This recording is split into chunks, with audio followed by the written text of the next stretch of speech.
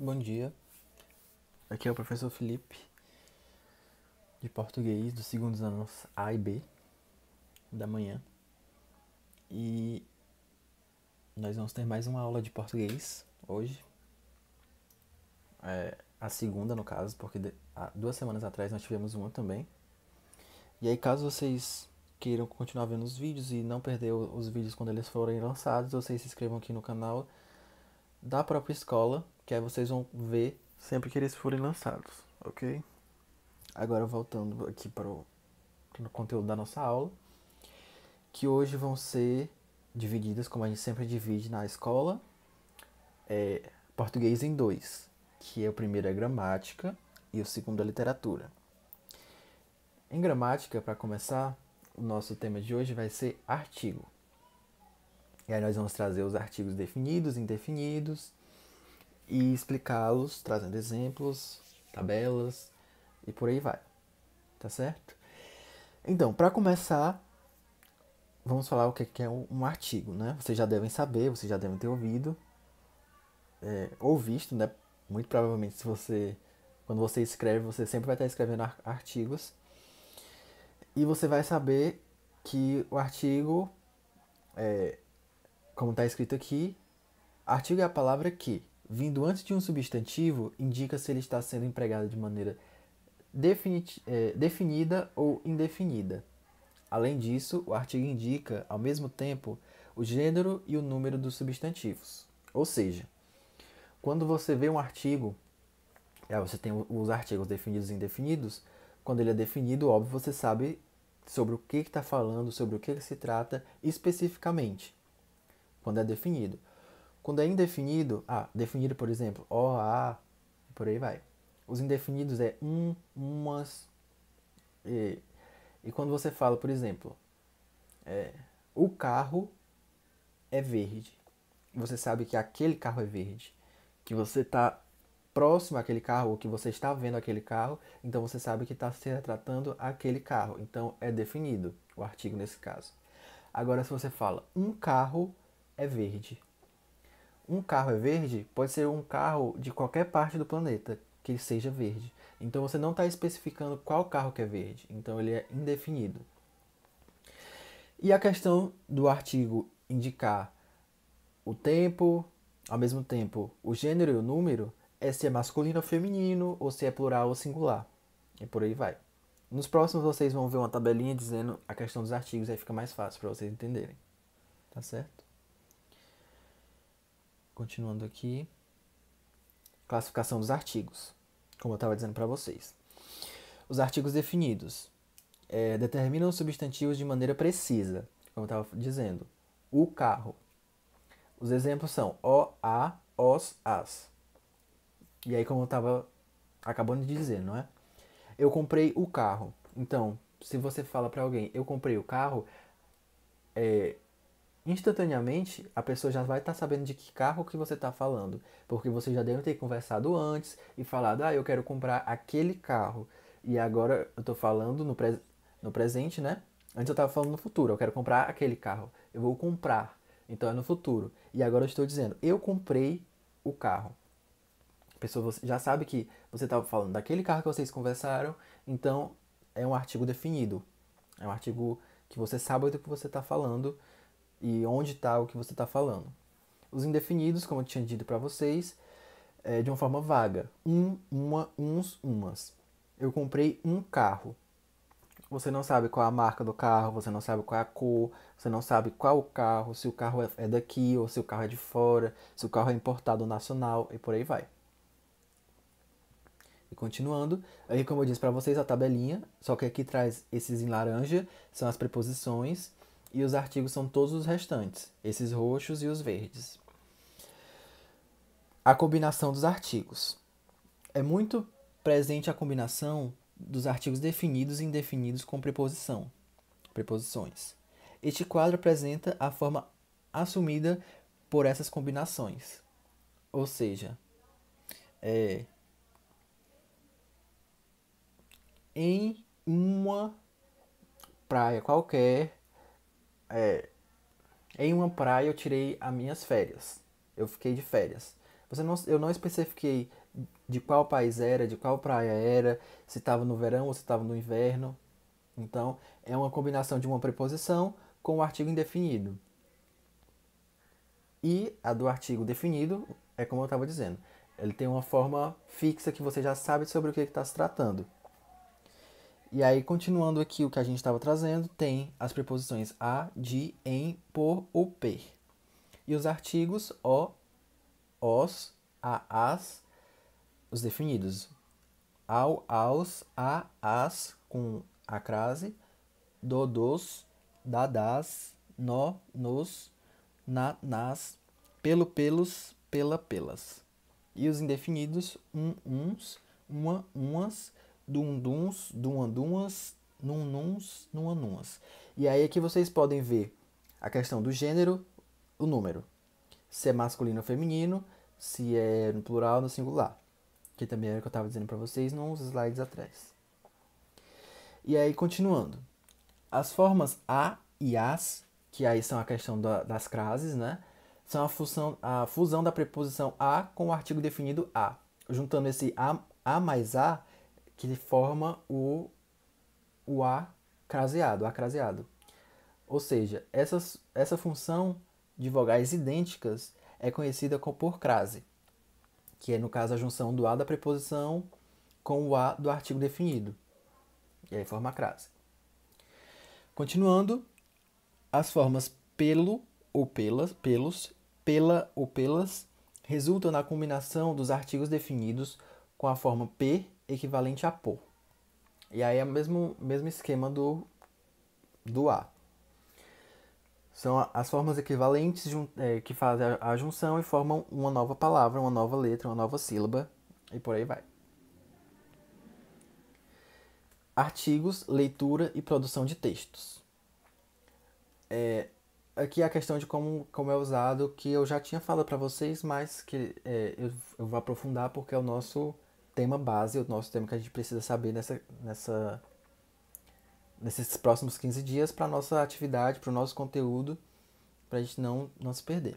Então, o uso apropriado dos artigos definidos e indefinidos permite não apenas evitar problemas com o gênero e número de determinados substantivos, mas principalmente explorar detalhes de significação bastante expressivos, que era o que eu estava falando para vocês, saber se é masculino ou feminino, singular ou plural, e se está falando de algo específico, que é o definido, ou se está falando de algo que não é específico, que é o indefinido.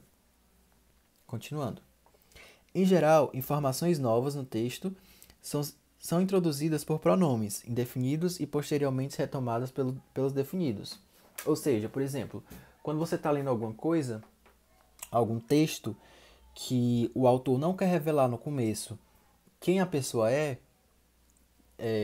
ele fala de uma forma indefinida, uma forma que você não saiba se é um homem ou se é uma mulher, ou se é conhecido na história ou não, se as pessoas sabem o nome dele ou não, se a pessoa já morreu ou não, por aí vai. E aí é usado os indefinidos. E lá no final, quando a pessoa é revelada quem é, ele começa a usar os artigos definidos, que já especifica se são mais de uma pessoa, ou se é uma pessoa só, se é um homem ou se é uma mulher, e quem é essa pessoa. Continuando, né?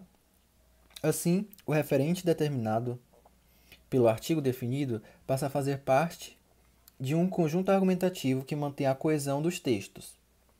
Porque ficaria muito perdido se eu estivesse falando de alguém que eu não sei quem é e logo após eu voltasse a falar como se eu conhecesse a pessoa e depois no outro parágrafo eu falasse como se eu não conhecesse a pessoa. Ficaria muito confuso.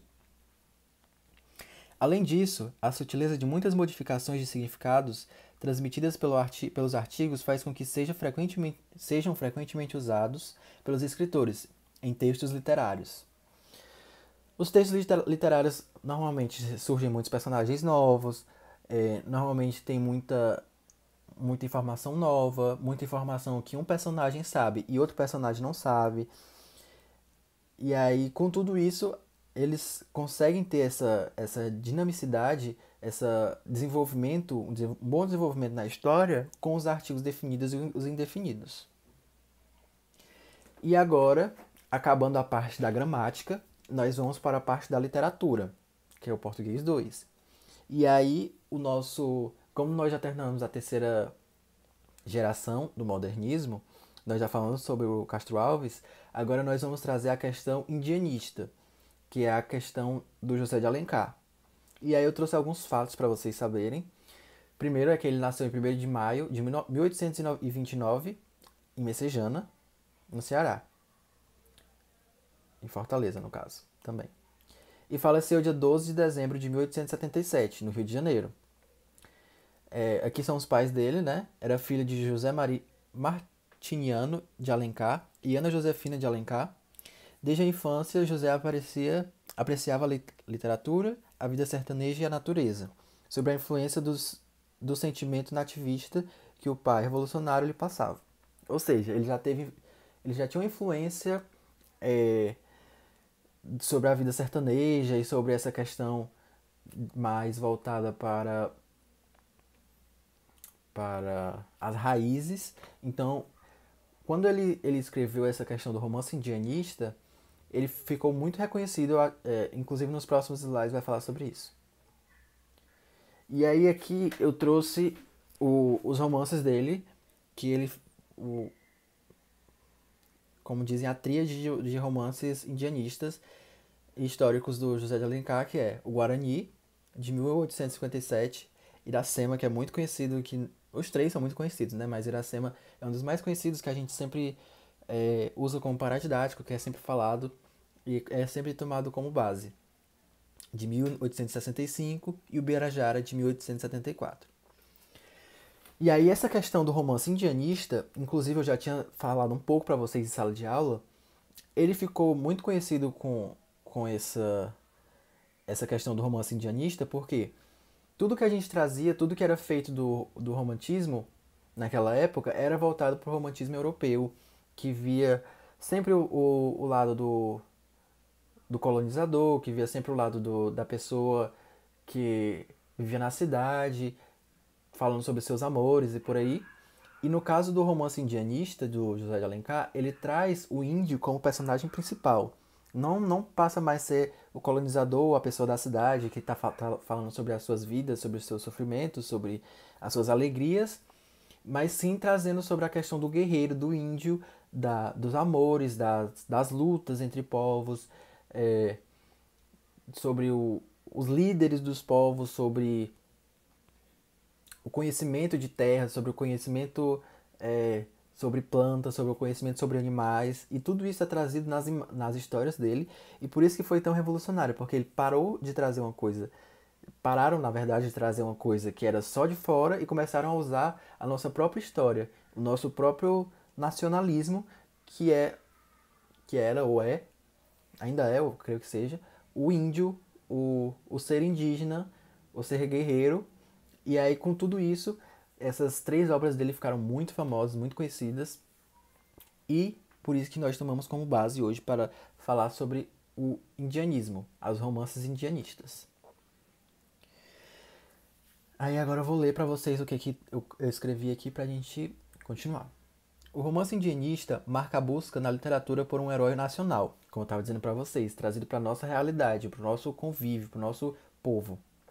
O índio foi eleito como a figura de maior representatividade, considerado que o branco era tido como colonizador europeu e o negro como escravo africano, que era o que eu estava dizendo para vocês.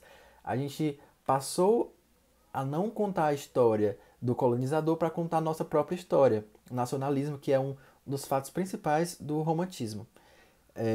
Então, nada mais nacionalista, nada mais nacional aqui para o Brasil do que o índio, do que a história indígena. E agora, continuando, passando para o próximo slide. Assim, o índio foi considerado como único e legítimo representante da América.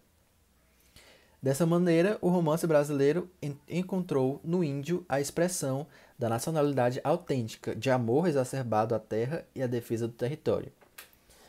Nada mais nacionalista, nada mais voltado para o nosso povo do que naquela época falarem sobre os indígenas, sobre os índios, sobre a questão da vida deles, de como eles encaravam a vida, de como eles faziam